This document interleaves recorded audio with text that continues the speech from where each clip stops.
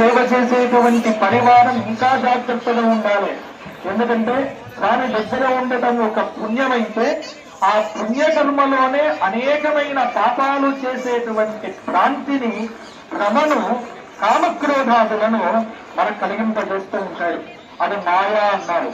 ఆ మాయను చాపితే గాని ఉత్తరోత్తర దర్శనం కలగదు. కాబట్టి ఆ మాయ ఎలా దాటాలి అన్నప్పుడు స్వామిని సేవించటం ద్వారా మాత్రమే. అందుకే ఇక్కడ కృష్ణ భోగి అన్నాడు విష్ణు పురాణంలో. కృష్ణుడు భోగాసక్తుడైనట్టుగా కనిపిస్తూ అనేక విధమైనటువంటి భ్రాంతిలో అందరిని ముంచినాడు. కానీ జ్ఞాని దృష్టిలో కృష్ణుడు లేడు. అలాగే శుక త్యాగి, శుక భగవానుడు త్యాగే నైకేన, ఆ త్యాగము చేతనే అమృతత్వాన్ని పొందినటువంటి వాడు. జనకుడు కర్మకాండ ద్వారా మోక్షాన్ని పొందాడు.